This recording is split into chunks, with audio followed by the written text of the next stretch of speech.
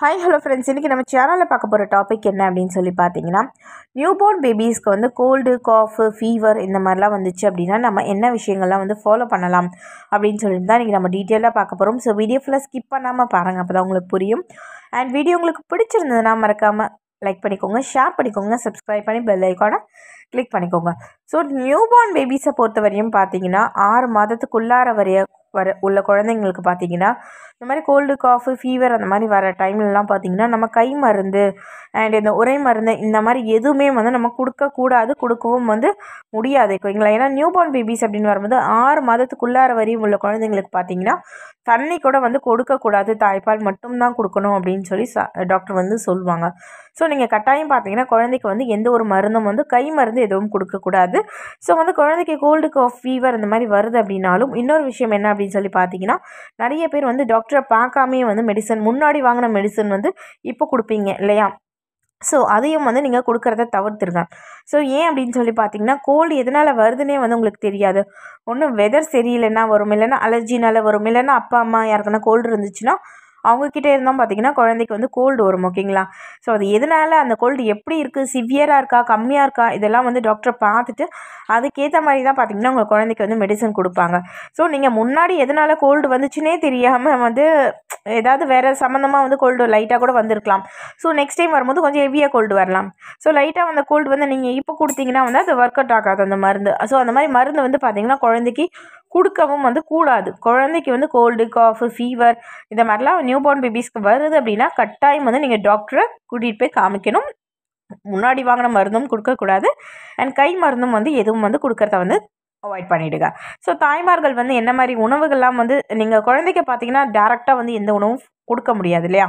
So அது 6 மாதத்துக்குள்ளார வரையும் and அதுக்கு நீங்கள் வந்து என்ன பண்ணலாம், எப்படி சரி பண்ணலாம்னு சொல்லி பார்த்தீங்கன்னா, தாய்மார்கள் பார்த்தீங்கன்னா நீங்கள் வந்து சாப்பிட்ற உணவில் வந்து மிளகு சேர்த்துக்கோங்க, அதிகமாக பூண்டு சேர்த்துக்கோங்க, டெய்லி வந்து ரசம். ஸோ ரசம் எப்படின்னா ரசம் சாதமாக சாப்பிட்டுக்கலாம், இல்லைன்னா கொஞ்சம் வந்து நல்லா வந்து கொஞ்சம் வெதுன்னு வந்து ரசம் வந்து ஒரு டம்ளர் வந்து நீங்கள் குடிக்கலாம் ஓகேங்களா.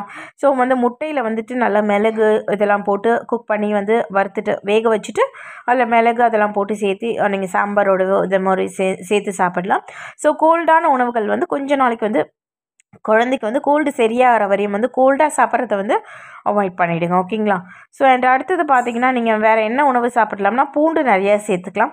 ஸோ பூண்டு சேர்த்துக்கனால தாய்ப்பாலும் நல்லாயிருக்கும் அண்ட் குழந்தைக்கும் பார்த்திங்கன்னா நல்லது. ஸோ இந்த பூண்டில் வந்து பூண்டு குழம்பு ஸோ இந்த மாதிரி வச்சு சாப்பிடலாம்.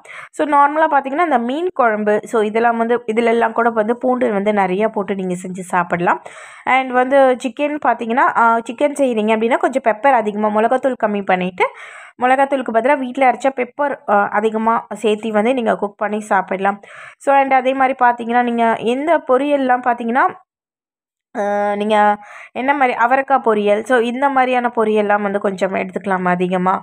அண்ட் முருங்கைக்காய் வந்து அதிகமாக சாப்பிடலாம். முருங்கைக்கீரை வந்து கீரையில் பார்த்திங்கன்னா எல்லா கீரையோடு உங்கள் குழந்தைக்கு கோல்டு, ஃபீவர் இந்த மாதிரி இருக்கிற சமயத்தில் பார்த்திங்கன்னா நீங்கள் கொஞ்சம் முருங்கைக்கீரை அப்படின்றத வந்து அதிகமாக வந்து எடுத்துக்கலாம் ஓகேங்களா. அண்ட் முருங்கைக்கீரையில் பார்த்திங்கன்னா சூப்பு இல்லைனா வந்து சாம்பார் ஸோ இந்த மாதிரி வந்து நீங்கள் எடுத்துக்கலாம். அண்ட் அடுத்தது முக்கியமான ஒரு விஷயம் என்னன்னு சொல்லி பார்த்தீங்கன்னா, நீங்கள் பால் டெய்லி வந்து பால் குடிக்கும் போது பார்த்தீங்கன்னா அது காஃபி, டீ அதெல்லாம் வந்து அவாய்ட் பண்ணிவிட்டு அதுக்கு பதிலாக கொஞ்சமாக வந்து மஞ்சத்தூளும் கொஞ்சமாக வந்து மிளகுத்தூளும் வந்து ஆட் பண்ணி நீங்கள் வந்து காஃபி வந்து குடிச்சிட்டு வரலாம். அண்ட் டெய்லி வந்துட்டு ஈவினிங் போல் பார்த்தீங்கன்னா ஏதாவது வந்து ஒரு சூப் வந்து குடிக்கலாம். கொஞ்சம் மிளகுத்தூள் போட்டு வெஜிடபிள் சூப்பு ஏதாவது ஒரு சூப் வந்து நீங்கள் குடிச்சிட்டு வரலாம். அண்ட் அடுத்தது பார்த்தீங்கன்னா இந்த ஐஸ்கிரீமு அப்புறம் வந்து இந்த ஆரஞ்சு ஸோ இந்த மாதிரி ஃப்ரூட் வந்து கொஞ்சம் கோல்டு வர ஃப்ரூட் வந்து நீங்கள் அவாய்ட் பண்ணிவிடுங்க. ஸோ குழந்தைய வந்து இப்போ நீங்கள் வந்துட்டு வெளியில் வெதர் சரியில்லை, ரொம்ப கோல்டாக இருக்குன்னா அந்த டைம் வந்து கண்டிப்பாக வந்து வெளியில் வந்து கூட்டிகிட்டு போகாதீங்க. ஒருவேளை ஹாஸ்பிட்டல் இந்த மாதிரி கூட்டிகிட்டு போகணும் அப்படின்னா குழந்தைய வந்து ஓரளவு வந்து கவர் பண்ணி ஓகேங்களா, நல்லா அதுக்காக ரொம்ப ஃபுல்லாக கவர் பண்ணிலாம் கூட்டிகிட்டு போகக்கூடாது, ஓரளவுக்கு அது குழந்தை மேலே படணும். ஸோ வந்து லைட்டாக வந்து இந்த கை கால் இதெல்லாம் வந்து லைட்டாக கவர் பண்ணி நீங்கள் வந்து குழந்தைய வந்து வெளியில் கூட்டிகிட்டு போகலாம் ஓகேங்களா. அண்ட் அதே மாதிரி பார்த்தீங்கன்னா நீங்கள் தாய்மார்கள் வந்துட்டு குடிக்கிற தண்ணியை வந்து நல்லா வந்து கொதிக்க வச்சு ஆற வச்சு அந்த தண்ணியை வந்துட்டு குடிச்சிட்டு வாங்க. வெளியிலலாம் போகிறீங்க அப்படின்னா ஒரு வாட்டர் பாட்டிலில் நீங்கள் வீட்டிலே கொதிக்க வச்சு ஆற வச்ச தண்ணி வந்து ஒரு வாட்டர் பாட்டிலில் ஊற்றி எடுத்துகிட்டு போங்க ஓகேங்களா. வெளியில் தண்ணி வந்து குடிக்க வேண்டாம்.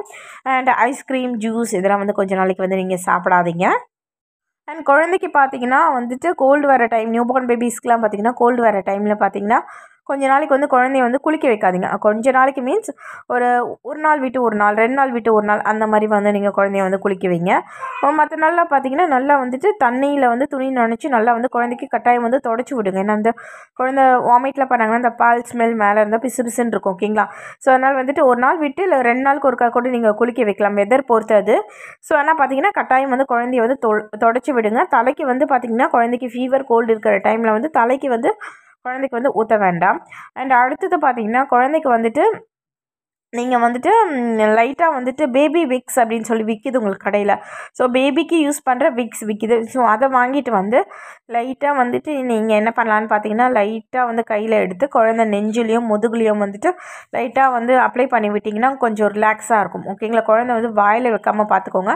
ஸோ ஒரு சில குழந்தைங்களாம் அந்த தைலத்தை வந்து உடம்புல இருக்கிறத பூசி வாயில் வச்சுக்குவாங்க. ஸோ அதுவும் பார்த்திங்கன்னா நீங்கள் கொஞ்சம் கேர்ஃபுல்லாக வந்து கவனிக்கணும். அண்ட் அடுத்தது பார்த்திங்கன்னா ஸோ முடிஞ்ச அளவு பார்த்தீங்கன்னா நீங்கள் குழந்தைங்க இருக்கிற இடத்த வந்து ரொம்ப ரொம்ப சுத்தமாக வச்சுக்கோங்க. ஏன்னு சொல்லி பார்த்தீங்கன்னா உங்கள் வீட்டில் வந்து நிறைய டஸ்ட்டெல்லாம் இருந்துச்சுனாலும் பார்த்தீங்கன்னா அந்த டஸ்ட் அலர்ஜினால குழந்தைக்கு வந்து கோல்டு வரலாம்.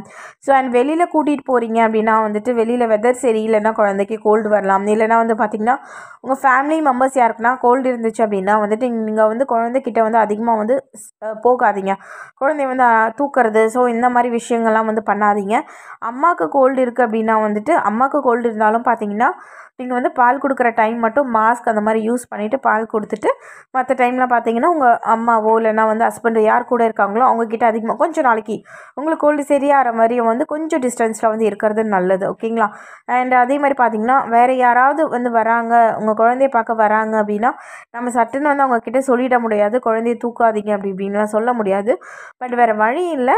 நீங்கள் வந்துட்டு மற்றவங்களுக்கு வந்து கோல்டு இருக்குது அப்படின்னு உங்களுக்கு தெரிய வந்துச்சு அப்படின்னா ஸோ வந்து கொஞ்சம் ஒரு 2 மினிட்ஸ் அவங்க ஆசைக்கு வந்து அவங்க கையில் குழந்தைய கொடுத்துட்டு பாப்பா வந்து பால் கழுவுறாங்க, பாப்பாவுக்கு பால் கொடுக்கணும், இல்லைனா பாப்பாவை தூங்க வைக்கணும் அப்படின்னு சொல்லிட்டு அப்படி வந்து டக்குன்னு வந்து நம்ம வாங்கிடலாம். ஓகேங்களா? ஏன்னா சட்டுன்னு வாங்கினா அவங்களுக்கு வந்து கொஞ்சம் ஹர்ட் ஆன மாதிரி இருக்கும்.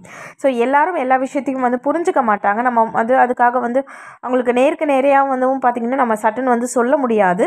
ஸோ அதனால் பார்த்திங்கன்னா நம்ம இது மாதிரி வந்துட்டு குழந்தை வந்து பாப்பாவுக்கு பால் கொடுக்கணும், இல்லைனா பாப்பா தூக்க வருது பாப்பாவுக்கு அப்படின்னு சொல்லிட்டு நைஸாக வந்து அப்படியே பேசிட்டு சிரிச்சுட்டே வாங்கிட்டீங்க அப்படின்னா சரியா போச்சு இல்லையா? ஸோ இந்த மாதிரி விஷயங்கள்லாம் வந்துட்டு நீங்கள் ஃபாலோ பண்ணுங்கள். அண்ட் அவ்வளோதான் ஃப்ரெண்ட்ஸ், வீடியோ கண்டிப்பாக உங்களுக்கு யூஸ்ஃபுல்லாக இருந்திருக்கும் அப்படின்னு சொல்லி நான் நம்புகிறேன். ஸோ உங்களுக்கு ஏதாவது டிப்ஸ் தெரியும், ஐடியாஸ் தெரியும் அப்படின்னா கமெண்ட் பாக்ஸில் ஷேர் பண்ணிங்க அப்படின்னா எனக்கு மட்டும் கிடையாது மற்ற தாய்மார்களுக்கும் பார்த்திங்கன்னா ரொம்ப ரொம்ப பயனுள்ளதாக இருக்கும். ஸோ இது போல் வீடியோஸ் நீங்கள் தொடர்ந்து பார்க்கறதுக்கு மறக்காமல் நம்ம சேனலை சப்ஸ்கிரைப் பண்ணி பெல் ஐகானை கிளிக் பண்ணிக்கோங்க. So tata, bye, take care.